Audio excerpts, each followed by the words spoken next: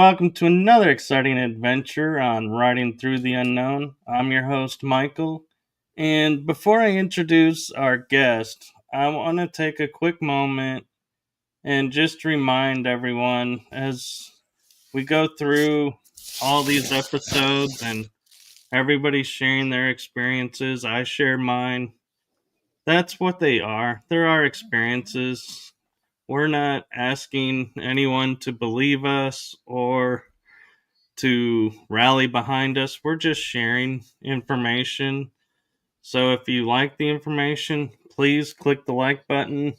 Help us out with the shows, with the algorithms.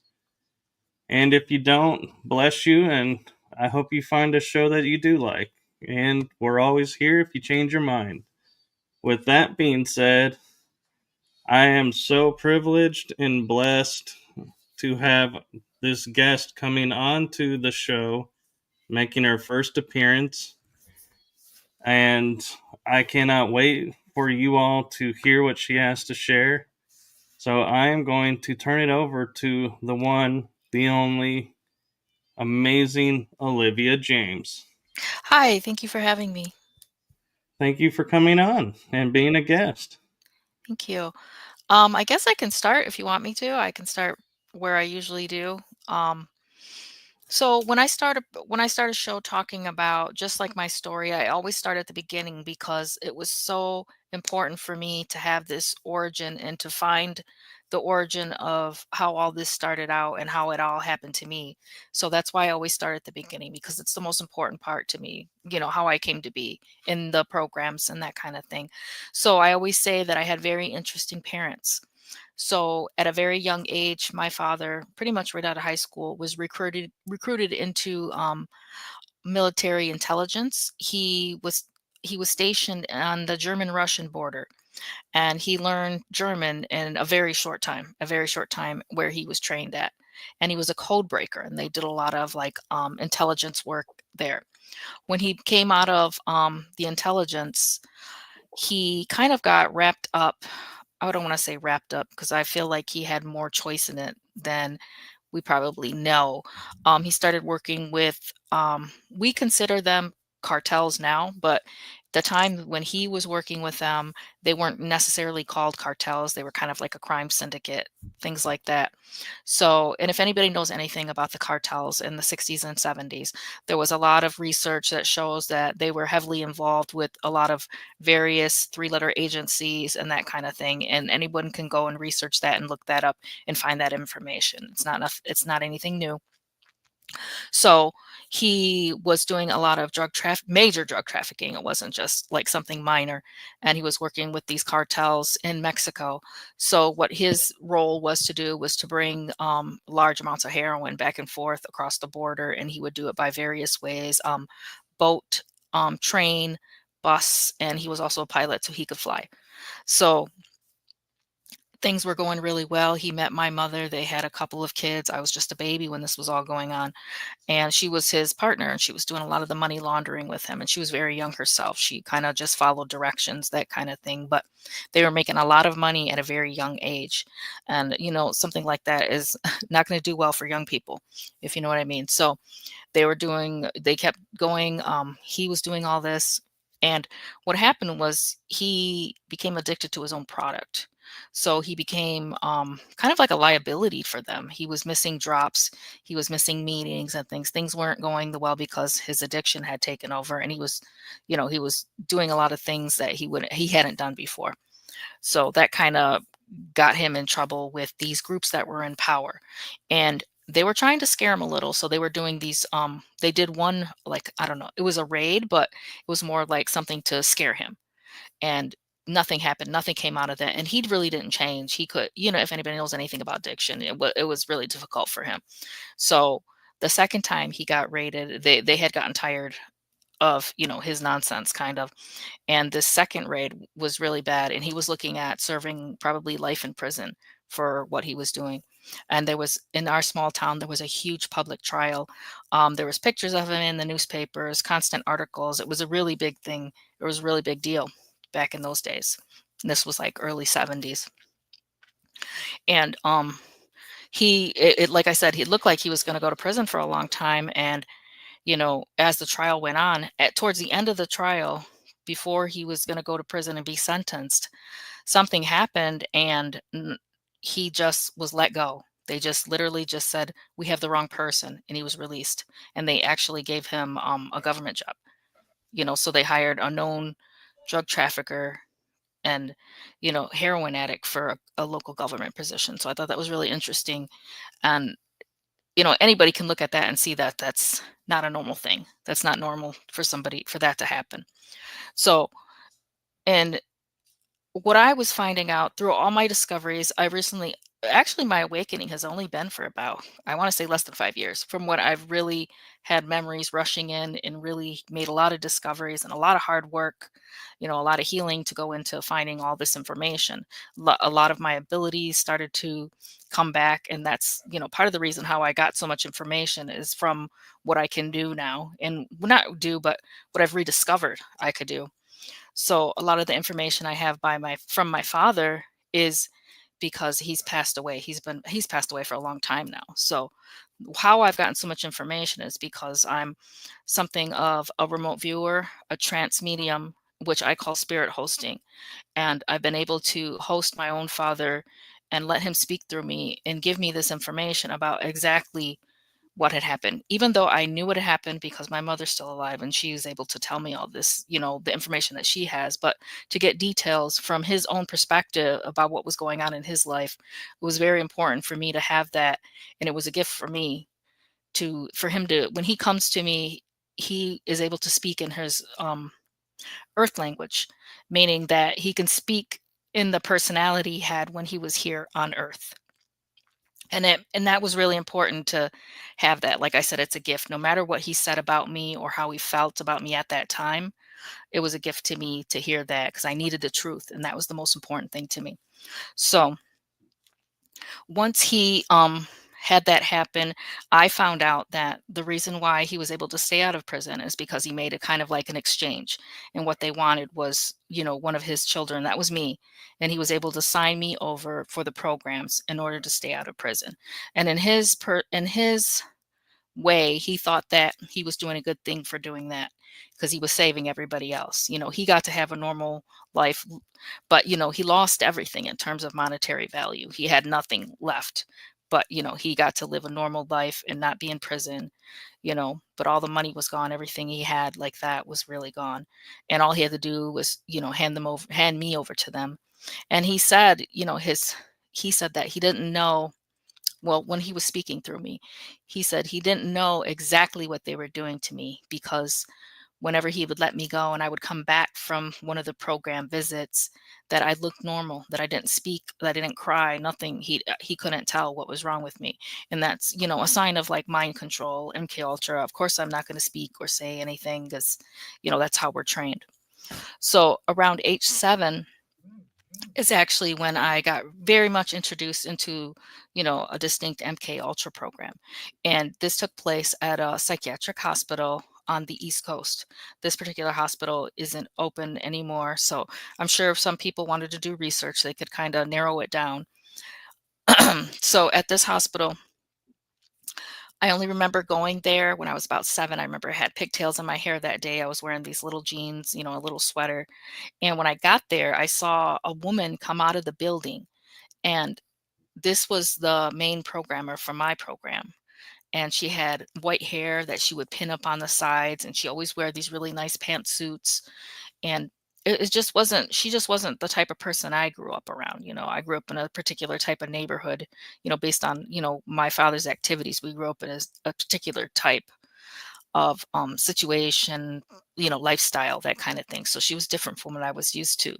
So I mean, and I wasn't afraid of her. She didn't harm me physically herself, but in the programs, it's so conflicting what they do to us, and they do it purposely, especially when it was me and another boy. His name was Jacob.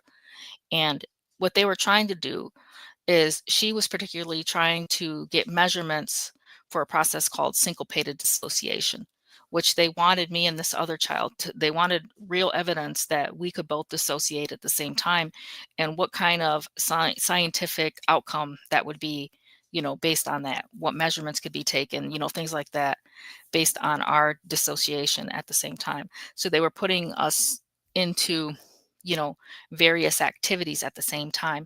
And I kind of coined this stuff as systematic abuse, because the activities would change every 15 minutes. It was almost like a school classroom. And it wasn't like an activity where it was a happy activity. They were like psychological, physical, mental, emotional abuse, and sexual abuse, in order to create the process they were trying to reach, these specific outcomes. So the programmer, she was using LSD, electroshock therapy, and lots of hypnosis. And the hypnosis is kind of where they really found a lot of the information that they wanted, and they made really great discoveries, with hypnosis, for me and this other boy named Jacob. And I had no idea that I could go as deep and as far as I could with hypnosis. I had no idea, until I was older, that that was a thing that I could do.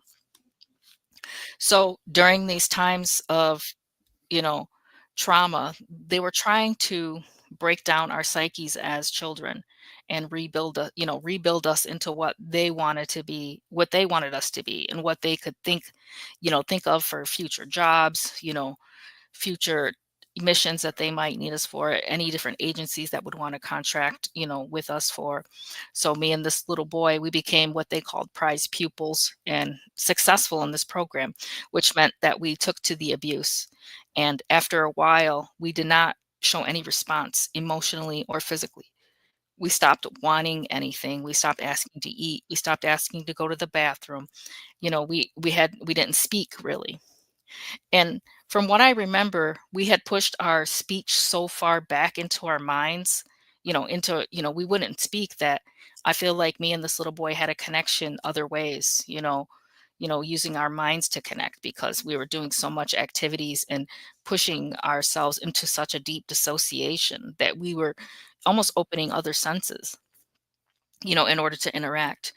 And I remember the one time that I saw him having fun is when I saw him leave his body. We were both in a room on these tables, and they were doing different torture techniques, electroshock and things like that. And I remember seeing this little boy leave his body, and I thought it was funny that he was running around the room while I could see his physical body in the bed, but his little spirit was running around the room, having fun and playing. It was like the only time that we could be kids is when we were able to dissociate, because the rest of the time the program was so focused on torture. This was in the early days of trauma-based mind control, and that was their tactic for what they wanted us to be. So we ended up being successful in that program. I think I was there for about 6 months. If I ask my family, they don't really remember me leaving, but I did ask my mother one time if she ever saw me leave when I was a child, and she said it was possible. That was the only answer I got. So who knows how it came to be in her mind that she didn't recognize that I left, or how did this happen? That was her only answer. It's possible that I left. She doesn't remember. So who knows what kind of control was happening there. But there was other things that happened after I was returned, because I was 7 years old, and they really I don't really talk about it too much, but they did a lot of kind of like, they had us at that age entertaining certain, older gentlemen for a short time, not a long time. And it was mainly for recording, because one of the altars I had was a recorder. So when we're thinking about recording, I'm not literally recording it with my hands. It's something that the mind can do, and it hides it. It sticks it so far back in my mind. It's such a it's such an interesting process, and I still think they probably still use this now. If you're recording something with a different part of yourself, your front personality will have no idea what you're talking about. It's literally hidden. Somebody would have to put you under a deep trance or hypnotic, hypnosis, in order to debrief and obtain that information, which is totally obtainable, because I can obtain information now just on my own. So I can imagine that with a professional, reaching into your mind and grabbing that information from a child, it probably would have been easy for them to do. So that kind of went on for a short time. Um, and about around age 13, they had a different plan for me. And I ended up leaving. And the only thing I remember is how I got there. It was on a train. And I know this always sounds weird, and trust me, I know it sounds weird because it sounded weird to me first when I discovered it too. But I remember taking a train, and I remember I was being chaperoned by an older gentleman, and he was very well dressed, had a, a nice hat on and everything. And I don't remember being afraid of him, but I know I didn't talk to him or anything. And a lot of times during my young years, I didn't really talk a lot. I followed directions and that was it. I barely spoke. So I chaperoned with this man and we got on a train. It almost looked like a subway, like an underground train system, subway. And when we arrived, I knew we were on the moon and I was on level 4 underground. And that particular section of this base is where they were teaching a psionics class. And that's where I had been taken to because they had planned to put me in a psionics class to teach me profiling. It's called personality profiling, but I call it profiling. And there was a teacher and she looked really young. I would have thought that a teacher there would probably be in older, but she looked like she was in her 20s. Maybe she was older and I just couldn't tell, but she had a long dark hair and she was not happy that she had to put a child in her class because she taught a class of adults, psionics and things. And she wasn't happy that I was there because it's almost like, she's teaching a little kid, I don't know if she felt offended by that or not, but she didn't have a choice because there's something in my file that says I come from a special sector. So it's almost guaranteed that I have to do, something like this. And if they say what they say goes, since I'm from special sector. So she started teaching me, and there was other people in this class. There was a few other people. The only ones I remember ever interacting with, because they were all adults, one of them could talk to animals, and then one other person had an ability where they secreted excess moisture from their bodies, like through the skin. I don't know what they could do with it, but it was really interesting. And she was very stern and she was very direct and I want to say she was kind of hard on me. And she kind of made me feel sad a lot during that. I was not, the most confident little kid. So I know I felt kind of like nervous around her and anxious because she was so stern with me. But looking back, I appreciate it because I think in her mind, she knew that I would be in some very dangerous situations. And she felt like that was the only way to teach me, to keep me alive, is to teach me how to do this as best I can. And I always remember the one phrase she always told me, and this was always stuck in my mind, is she saying, it takes one look and one word. She said, I had to be that quick. She said, if I ever got into a situation, I had to be able to read the room that fast. I had to know what somebody was thinking by one handshake, one turn of the head, one blink of the eye. It had to be that fast. And you had to be because of what they wanted me to do.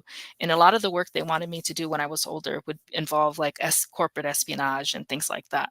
So of course I had to be quick for that. So I appreciated now all you know, the sternness from her had a meaning, and she was doing it for a certain particular reason. It wasn't just to be mean to me. She basically kept me alive by making me good at this. So I appreciate it now. But after that, I didn't, from about 13 to about 19, I really didn't do a lot of things. I think from what I know, I looked too young to do the work that they wanted me to do. At 13, I probably looked like I was like 9 or 10, and they wanted me to be an adult to continue some of this work that they had, set aside for me. So I think around age 19 is when I started to get into like some beta type work and corporate espionage kind of things. So the particular work for beta work, I call it beta tracking. That's the term I use because that's a term I've discovered, and what they call it is beta tracking. So in beta tracking, we're assigned to a particular mark. We're given that person's name and we are supposed to infiltrate their life, possibly start a relationship with them, or a friendship, whatever they say for us to do. It's particular, you follow the directions to the T. You have to. And either you're there recording the information, gathering intelligence, or you're performing some other outcome that's directed by the agency that has contracted with you. So there was various things that we would have to do. And I did, supposedly they said I did really well. There was a lot of dangerous stuff I had to do, dangerous things. Um, So, I mean, I don't know if you want me to talk about specific ones or do you want to just generalized? You can, but one thing I wanted to mention Mhm, that was interesting is when you said, they were wanting you to record with the body in another way. And one thing I remember learning and having memory recall is when you're dealing with certain ET races mhm. and star seeds, if you want to call them that, or some people can call them angels. One of the things that like they show in Hollywood in some of the movies is like an angel will lick the eye and have memory of what they last saw. And that actually is true that they could do that. They could get your memories of and replay the last events that you witnessed through contact with your eyes. Yeah, and just being a spirit host, there's so many different parts of a person you can connect with. Because when I do it, I can. So if I was going to connect with you, you have so many different pieces of you that I can connect with. Could it be your front personality? Could it be an alter? Could it be a past life, future life? Parallel life. There's so many different pieces of a person to connect with. So that makes sense when you're saying they're touching an eye, because even like if I do remote influencing, I can, it's almost like putting your hands inside somebody's brain and touching with your fingers and getting kind of a sense of what they're thinking. You look through their eyes, you feel everything, all these different parts of them. So that's very interesting too, the way they word it like that, because it is a different type of connection. It is, and it's interesting you say seen through someone's eyes because I have a couple of times with someone that I knew really well was like almost in a trance state and I was like what are they doing? Where are they? And I was focusing on them and next thing I know it's like I could see whatever they're wherever they are. It's like whatever they saw I could see. And it like I pulled back cuz I was like, "Wait, what was this? What?" I had no training in it, so I was like confused and was like, "How did I do this? What did I just do? Did I Yeah. just invade someone?" And that's not cool. Yeah, and I'm self-taught, so well, self-taught from now. Obviously we were trained to do certain things in the programs that we haven't, been able to see quite yet, but it's almost like a rediscovery. I want to say a rediscovery. Just because, sometimes the things I do now, I'm pretty sure that I know for a fact there's things I can do in other past lives that are apparent now. I did want to talk about that. I don't know if we have time to do that. Well, we can, but real quick, Yes. there is a question in the chat room that I think some people might benefit from. Mhm. It's Hell is asking, she wants to know what's remote influencing. Remote influencing, I can s I believe, in my personal opinion, I feel like it's part of the dark arts. It's because, I mean, I've done it myself when I've entered a base using remote influencing and astral travel by location. To get secret documents, and I don't feel all the time, I don't feel bad because these people are they've harmed us, they've harmed people, they've harmed other children. So do I feel bad trying to trick them into giving me information? I don't really. I apologize for that, but I don't feel bad for getting information for the world. And sometimes I'll kind of impress myself onto somebody in a base to have them type and give me the information from their computer. So that's remote influencing, kind of pushing your will onto someone to give you something. So I consider it the dark arts, so I don't recommend it to people. Right, because you can take on a lot of backlash doing that. Yeah, I don't recommend it to people. I mean, I've done it before to get information for the world, but I'll take the risk and I'll do it myself. So I was going to talk about how when I was at the psychiatric hospital, with the programmer, the woman, she was doing all these different hypnosis techniques with us. Even one of the things she would do is she would have me and the boy Jacob sit in a chair when we were in her office. She would have us put our hands up, and she would put one of those acupuncture needles, a very thin needle in your palm, in the middle of your palm, and we would go into trance like that. That's how we could go into trance, is just from the that that sensation from that needle in the palm. It was really interesting. But she was finding so much information just from that. And she ended up doing what I consider a referral. She did a referral for me to go and meet with this other person. So I was taken to another office, and in this office, there was a gentleman there, a very old, frail gentleman. And he was very skinny and balding pretty much all around. And he was wearing these little wire rimmed glasses. He probably looked like he was in his 90s. I wasn't sure. Um, but his name was Dr. Green. And I don't know for sure. I just know people talk about him as Dr. Green being another name for Mangala. And he was there, and he had a set of twins in his office. They were adults, though, very light-skinned adults. And he I wasn't afraid of Dr. Green. He never physically hurt me. It's just something about him was always kind of creepy. There's something creepy about him. And I don't know, it's hard to put your finger on it. Just his excitement and what he's doing, it was really strange. So he had he wanted these two people to do kind of like this exam on me, if you will, kind of like an exam. And so these two twins, they started looking in my eyes, looking in my mouth, looking all over these weird places. And they finally, when they opened my mouth and they made me say, ah, they told Dr. Green, yeah, we see it. We can see the thing inside her. And that's what they told Dr. Green about me. They said they saw the thing inside me. And what they thought they saw was something dark. They thought I was possessed. They thought I had some type of attachment, something like that, but they were wrong about what they saw in their assumptions. And that's when I was taken into this project called Project Traveler.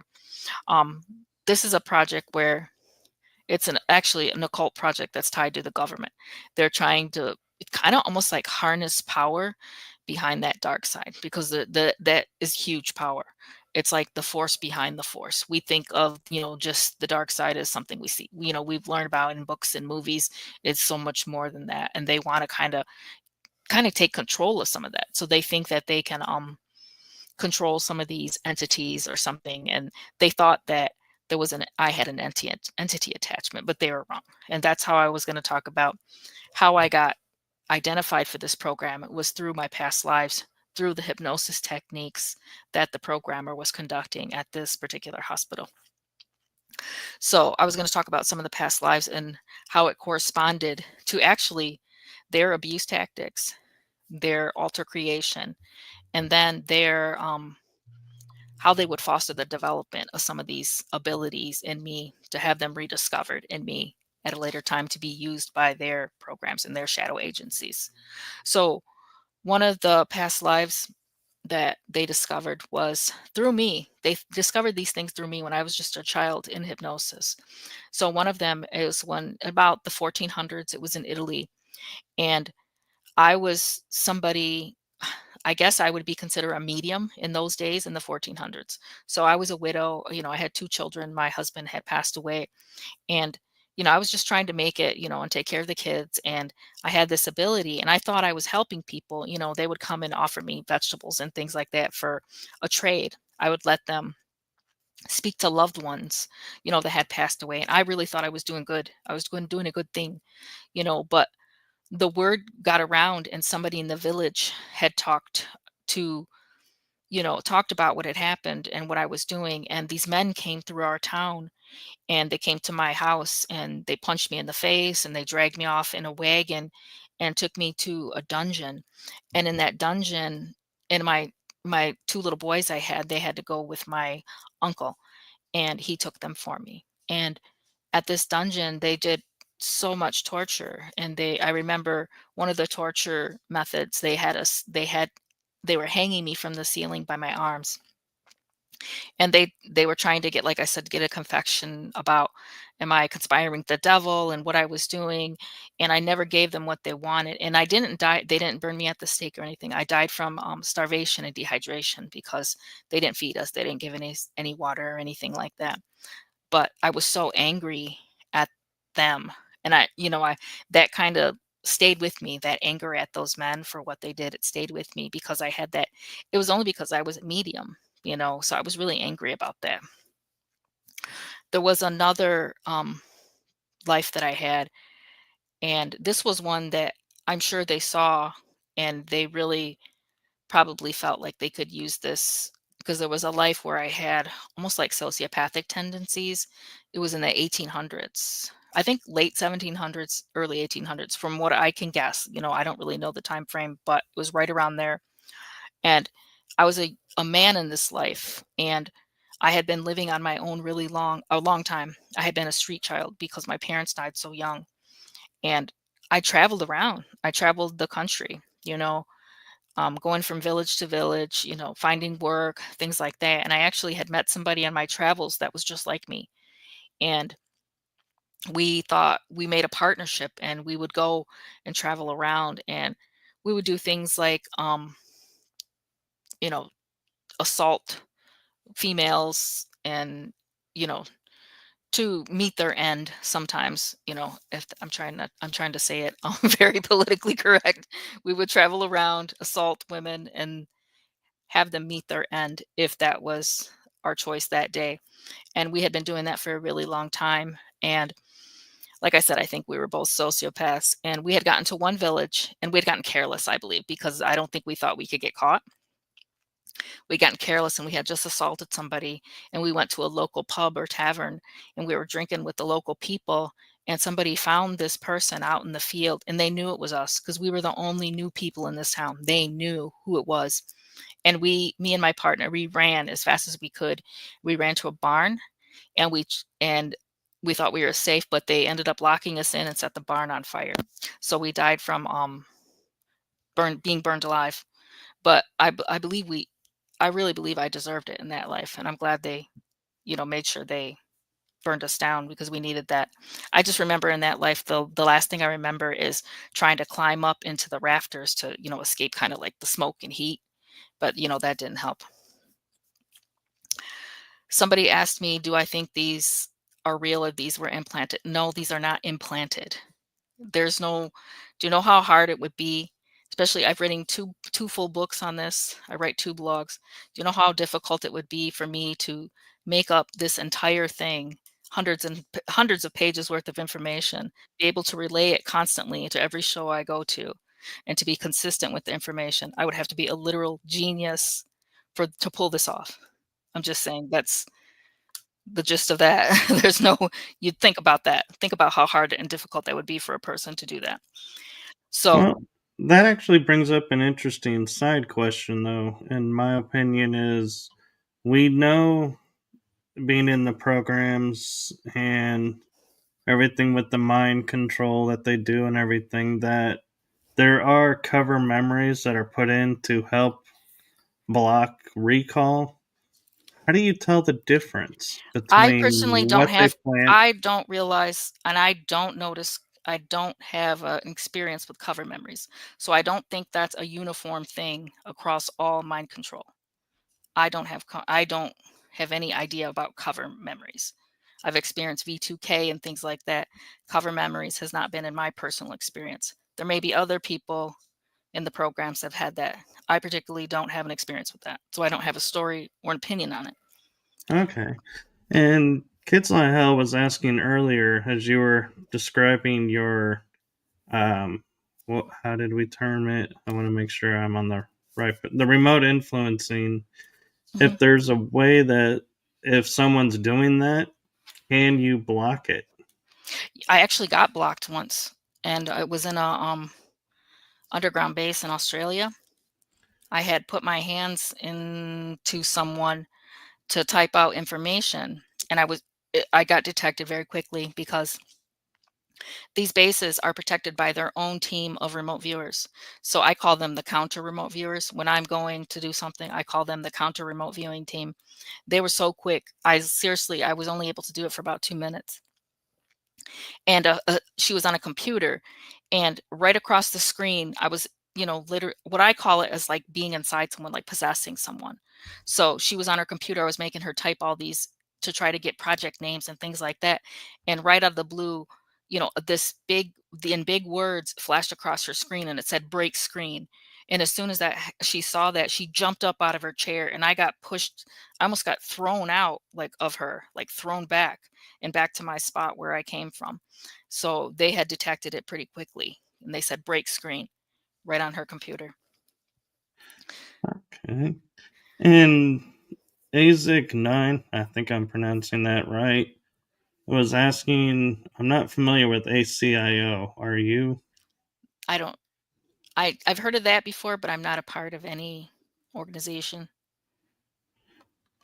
I'm Okay. just And an author trying to get information out to people. right. And Kids Like Hell, she says, thank you for answering. Yeah, thank you for the question. I'm glad I could give that information out. So I was going to continue with another past life, which is so important for me because it's given me so much. I don't even freedom. That's the word. That's the exact word. Freedom. So this past life, and this is one that they discovered, and why they put me in Project Traveler, because it was ancient times, and it was so far back that I don't even have a number for it, but I remember following someone in a desert, and I saw that he was looking for one of his sheep, and it's starting to get dark out, and he's getting a little nervous in the dark. These are the times where they built their lives around mythology and things like that. So I could tell that he was nervous out in the dark.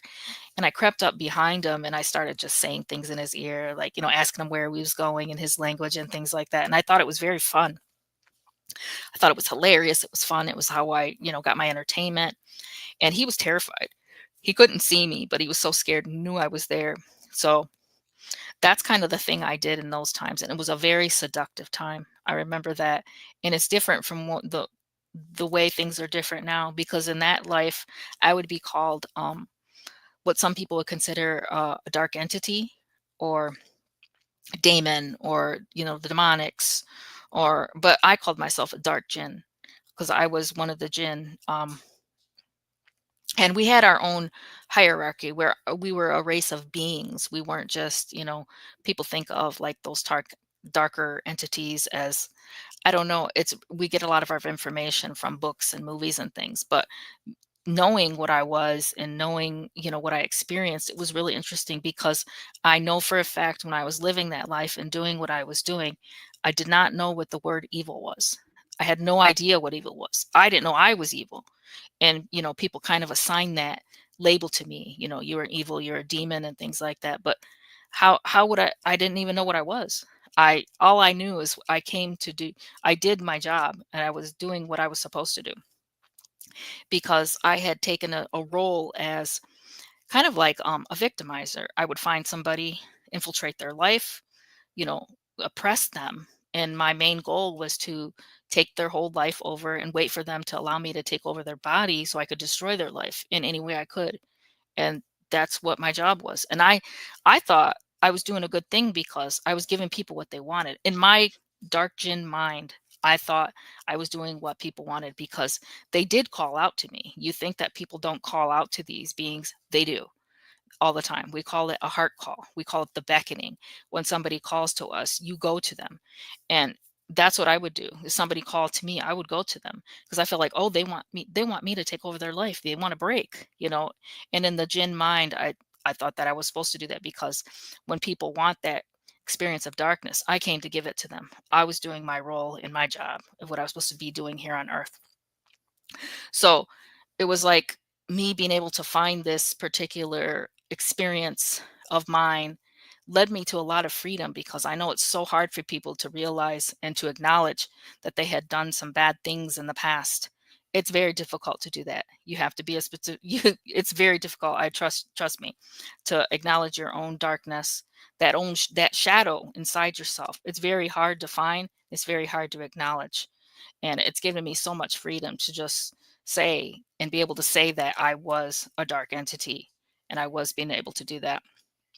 So that was one of the lives that they found, and that they thought was so important to their projects, because it could be used for so many different things. All these occult projects that the government are tied to, they need people like me somebody that can host other spirits, somebody that can be a trance medium, somebody that I can.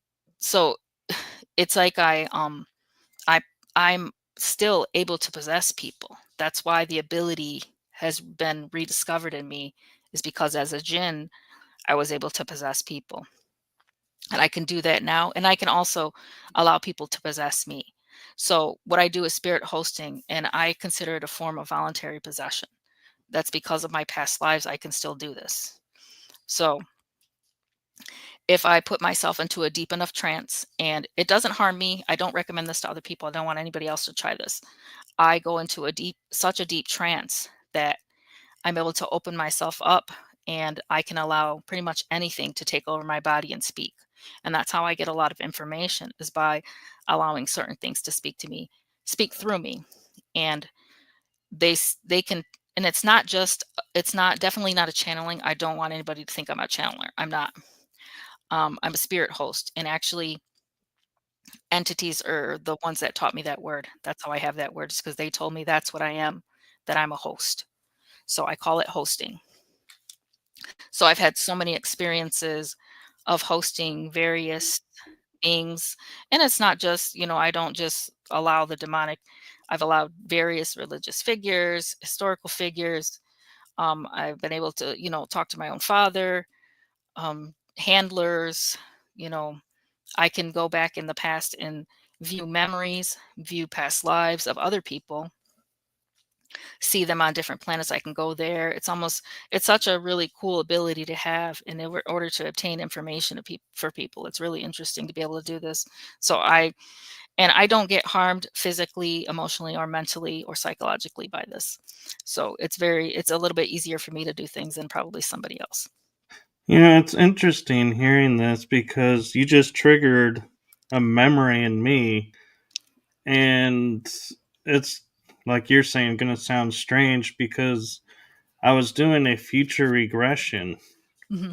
which the reason that sounds strange is because what I'm about to say now, I wonder if was the past, because being in the programs, we understand time in a loop, not a linear line. So the past could be in the future and present all at the same time. And what it was I was a part of a team that I was leading, and we would go through time.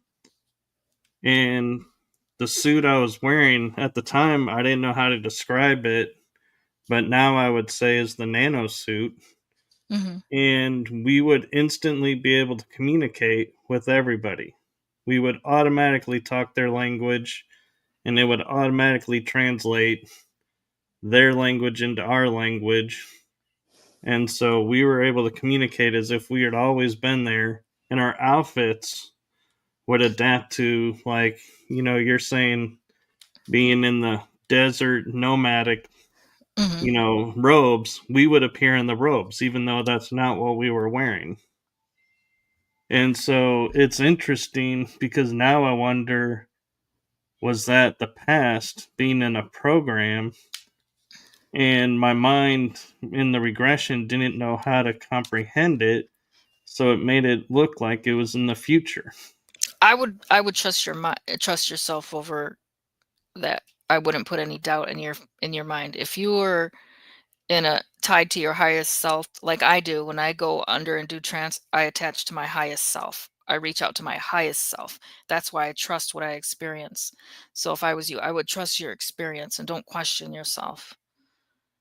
That would be my take on it. Definitely don't question yourself, because if you're attached to your highest self, I think what you're experiencing is real, and you know best. You're the expert in your own life.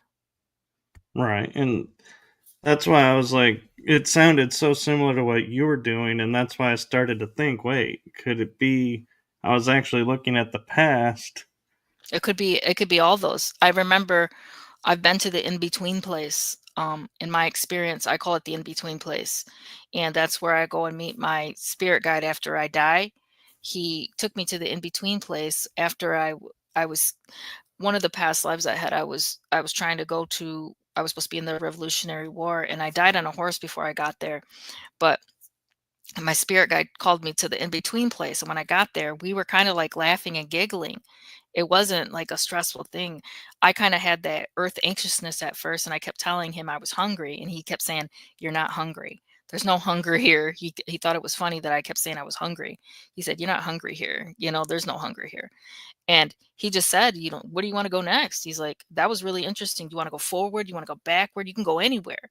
So he said, "I can do anything I want." And that was in the in between place when we're thinking about going to jobs. It's my choice, going to lives and things. He said it was my choice. I don't have to do anything. But do you want to go somewhere? What do you think? He said, "What do you think about that life?" And I was like, I can't believe, I was embarrassed. I said, "I can't believe I died before I even got to the war. I died on a horse. And I was able to let that horse speak through me. It sounds crazy, trust me, I know, but it was so freeing because the horse told me, because I have a phobia of like speed and heights. The horse said, "You don't have to be afraid of that." He said, "Because your fear is because you died going very fast." But he said, that's not in your lifetime now. You can let that go, kind of, to try to help me get past like my phobia of it. Because it stays with you. It doesn't matter if it's hundreds or thousands of years. It stays with you at the cellular level. That's why I still have that jinn part inside me, because it stays with you. But I was going to talk about one more past life that I saw, Um, and this one was really yeah. interesting. Real And quick, there is a yeah, go ahead. question about past lives Hmm. that I think you might be the one to help answer. Linda Judd says, "I've wondered if people with split personalities are experiencing past lives being present within their now." I would guess that everyone is experiencing some type of situation of their past lives, because it's still with you. You just have to go look for it. I don't think you don't have to be in the programs. You don't have to have MK Ultra to be able to find your past lives or do this. I think it's in everybody to find that. But the last life I was going to talk about is, and they thought this was important for them in order to me to be perfectly mind controlled. It was ancient times again, and I was a male, and I remember seeing myself just constantly walking. There was sand everywhere, and all of us, there was this whole civilization. All we did was walk and move sand, walking and move sand. And if I can look far away at the scene, on top of a pyramid, there was this giant, like, I call them the dog people, because I don't know what to call them. I call them the dog people. There was just one of them, and he was huge. He was just standing there, and he had a staff, and none of us made eye contact with each other. All of us, we were just like, almost like, I call them like automatons. We just like, or almost like robots. We just kept walking. It was just, this is how powerful these beings are. One person controlled that entire population. One dog person controlled all of us. And what we were doing, he wanted us to make something called a flash portal. And I don't necessarily remember what they were going to do with the flash portal, but they had made a law that we couldn't use it. It was something for them, you know. And I was like, why couldn't we use it? It was because we would be, too strong or something, and would take them down or whatever. But it was such a really dark life, very short life, because most of us just died, and we would die on the steps because nobody was eating or drinking or anything.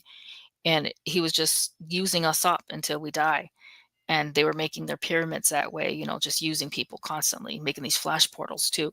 But those beings, when I looked at him, I looked at the inside of his body with my ability, and in his stomach, he was controlled by something himself.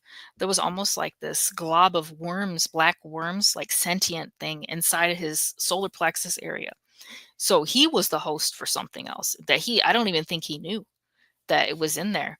It was something else was hosting that. So it was really interesting to see that this giant dog person was he was being controlled by something else. I don't think he realized what it was happening, but we were to make those. But so in that life, I saw what it meant to be completely controlled, to not have a life for myself. Just everything was controlled for me. And the programmers in MK Ultra, they saw that I could be completely controlled because I had been inside me at a cellular level. I had done this before. They used everything they found with my past lives, everything from hypnosis, in order to program me. Any type of trauma that they saw, they tried to recreate it within that psychiatric hospital. We had this section that we called the playroom that we spent most of our time in. And it looked like a regular kids playroom at, early 70s style, whatever. Looked like a normal playroom, but that's where they did a lot of their torture and abuse techniques and things like that. And it was just so strange to see them utilize that. And then they would do some of the trauma techniques from the deaths that they saw me have: fire, being hanged from a ceiling, being starved and not given water. They used all that against me as a child because my body would respond to that. My mind, my subconscious, my cellular level responded to those traumas. It double sealed the trauma for them. That's how I got so good at dissociating, because it's a double trauma. It's like your body can remember, I've already died like this before. I've already experienced this trauma and here it's back again. They used all the same techniques in order to double seal that trauma in me and create a perfect, like, mind controlled individual that would be able to work for them and do a lot of different jobs. Wow, and that's actually, really interesting. And I'll share with you something real quick that I thought was kind of a little unique to me, and find it interesting to hear like you have an aspect of it yourself. Is when I'm on the astral plane and I'm going and doing whatever I'm doing, either by choice or being directed to, if I hear someone call my name, I'm there in a flash. Like, no That's how quick time. it is. It's very Yeah. much in a I agree with that. I call it a whoosh. You call it a flash, I call it a whoosh. And I like to tell people is like I've seen a couple of times when I do, like I can sense what's going on. Like if someone's in trouble and if they're in a cave, I'll be like, I'll take like a nanosecond and go, how can I make the most dramatic entrance? Go right through the rock, the top of the cave, into the opening where they're at, hit the ground, and then walk up and kind of brush it off and look at the person, ignore who's the threat, and go, are you okay?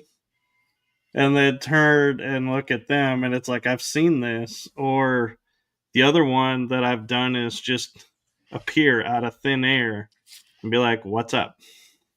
Right. What do you need? And so it's like, I wonder, do you ever see how you make your entrance, so to speak? Yeah, I think, what people should know that sometimes I personally, when I'm doing remote viewing and astral traveling, I call it psi remote viewing because it's a psychic ability. Not I'm not using coordinates like people do, like mainstream. It's a psychic ability. Call it psi remote viewing, and I use astral travel and bilocation all mixed together. And I want to tell people that if you think you're seeing shadow people, sometimes those are me and other remote viewers. We look like shadow people because I particularly use the ghost dimension to travel when I'm doing astral travel. So I can see ghosts, they see me. I've gone to, like, try to remote view a handler division. I went into the handler's house. His grandmother, when I arrived behind him, I was standing behind him. I looked in the corner. His dead grandmother was there, and she saw me, and I saw her. So it's really interesting that I'm using it's almost like seeing a ghost sometimes. Sometimes you hear noises and things. It's possible. I'm not saying every time, but it's possible it could be a remote viewer. That's interesting. And I know we had talked about before we started that we had an hour for tonight, and unfortunately, we are like 4 minutes from the hour. Yeah, we're gonna So, have to do a part two because I barely even scratched. We didn't even get to talk about Mars or any of the different things like that. I haven't even gotten to the part where I could talk about Mars. We'll have to do a part 2 sometime. If people are interested, obviously. oh, I'm interested. Yeah. So, People can Yeah. join along for the ride or choose not to, Yeah, but so I'm next time choosing for a part 2. yeah, I can talk about next time. We'll talk about how I got into corporate espionage, and I did a lot of this is weird. I did human resources work on Mars. I wasn't fighting aliens. I worked in an office. But when you work in an office, you get to see a lot of people, you get to see the comings and goings. So I have a lot of information about how the workings of that base happened. Well, and one thing I like to share with people is, when they talk about, "Oh, you were in the program, so you must know so and so." No, I don't know I anybody. I like to tell people, I go, "You realize in the programs you have your pilots, you have your crew that may do cleanup, type of work, you Hmm. have your command crew, you have your on Earth only crew, only operate in space crew. We don't always get, together at lunch and hang out and be like, hey, what'd you do today?" Right. Nobody hung out with me because I worked for the man. Nobody wanted to be around me. I wasn't around a lot of people because I had a higher level job in the corporate sector. I remember the general I worked for, though, General Asher. So, but I don't remember a lot of the officers or things like that. I remember General Asher, though. He was my boss. Yeah. So thank you for coming on and Yeah, thank sharing you. with us. And thank you to everyone in the chat room. And I'm sorry we didn't get to all the questions. Normally we have time to try and get to more, but we have to respect the time. And I am so grateful and appreciative. And so I am looking forward to part 2. So I will let you all know when we schedule that and arrange that. And Yeah, there's a I lot of just, topics I want to talk about next time. I want to talk about Mars. There's new things happening like the Olympia group. There's Project Oblivion that we need to speak about where their podcasters are getting targeted. So much information. So I hope everybody hops back onto the second show so we can discuss some of the current events that we need to discuss for disclosure. yes. And thank you for stepping up. And I know you say you're just an author sharing, and looking for stuff. But as someone recently said to me, I'm not just a podcaster. So don't limit yourself and limit your importance. You are a very important aspect to what's going on. And so, from my heart to yours, thank you for coming forward Yeah, and thank you. sharing. And with that, we are going to say good night. And let me see. They keep changing the settings. There they are. And I will sign us out. So thank you, everyone, and stay tuned for part 2. Good night.